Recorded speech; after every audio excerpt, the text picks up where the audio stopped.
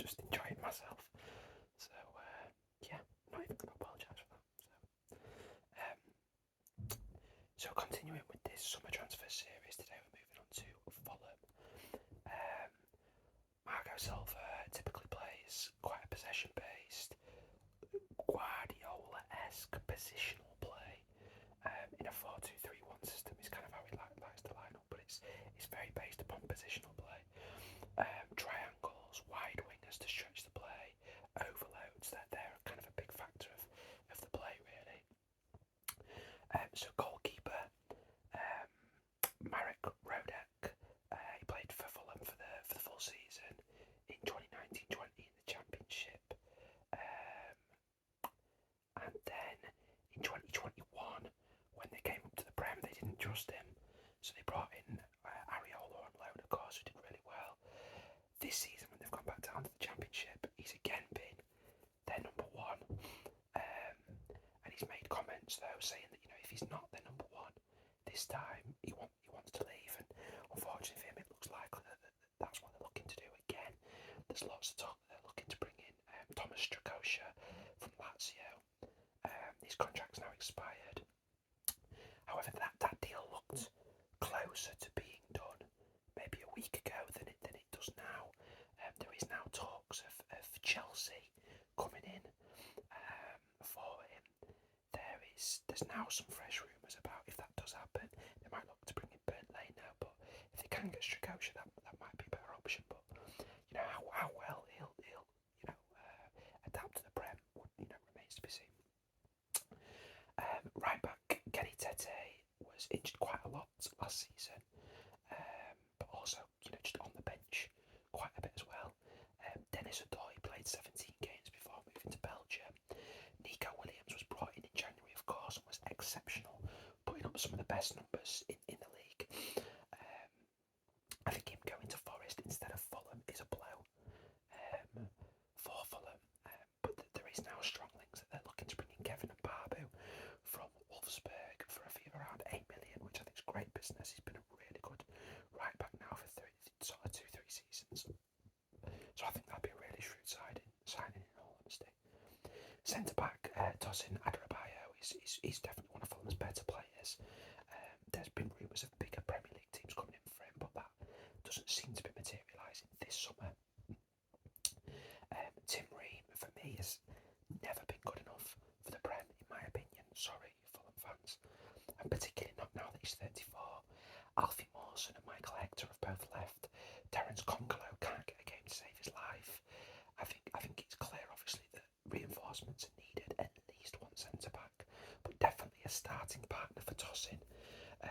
And it looks like Fulham are really pushing to sign Issa Diop from West Ham.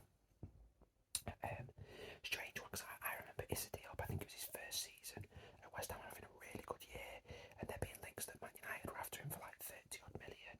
After that, he's tailed off, and he's been, he has struggled, but there's been times when he's really shown his potential as well. I think there's a good player in there, and clearly Fulham do as well. So, it's a gamble, but it could be a gamble that pays off going and getting him.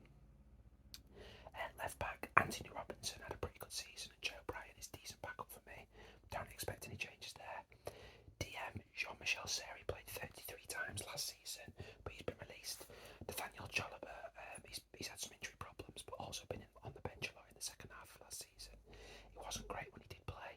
Harrison Reed played 39 times last season though, and he's a good player, I think. Andre Sambo Anguissa, he's made his loan move to Napoli permanent after a really good loan spell there.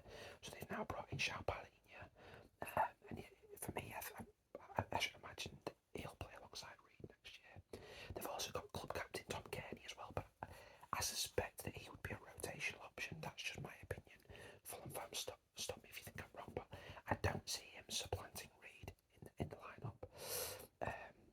And they do also have Josh Onoma, who may well be on his way out. Attacking mid then, so Fabio Carvalho was incredible, but he's gone to Liverpool. Bobby Reed can play anyway. He can play as 10. I don't think he's a Prem starting 11 player though, as proven in previous campaigns, to be honest. It looks like they're close to bringing in Andreas Pereira.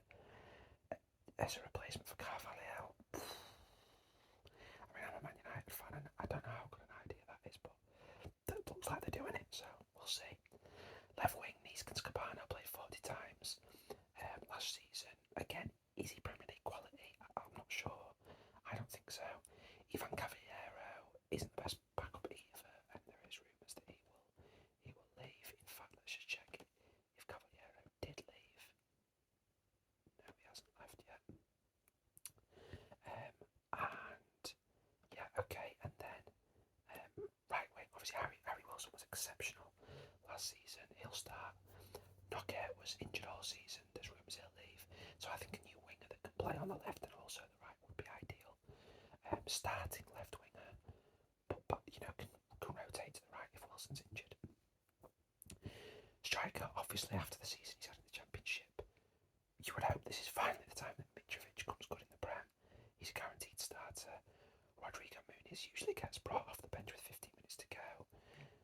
They may feel that another striker could be helpful, possibly an experienced older player who can step in for the odd game, but they may not.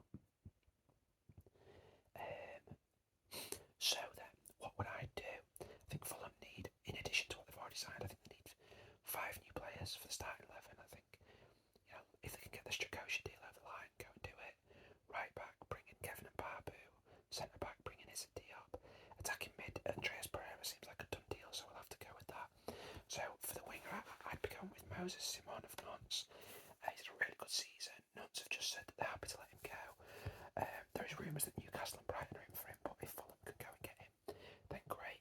That would give us a new starting 11 for Fulham of Thomas Strakosha in net, Kevin and Barb at right back, Tosin and Issa Diop centre back, Anthony Robinson at left back, DM, João Palhinha and Harrison Reed. Attacking mid, Andreas Pereira. Left wing, Moses Simon. Right wing, Harry Wilson. And striker, Alexander Mitrovic. Even with these reinforcements, unfortunately, Fulham fans, I think there's still obviously a strong chance, like there is for any promoted team, that Fulham would go down. I think some of these players are gambles. Some of these players are gambles, such as Pereira, such as Issa Diop. But you know what? They do have upside as well. So if these gambles pay off, I'd rather Fulham go and actually proper gamble on something than do what some of the teams come up and play it conservatively. If it works, it works. If it doesn't, you've tried. But I think there is some level of ambition here from Fulham, and that's good to see. That's good to see. So, wish you the best of luck, Fulham fans.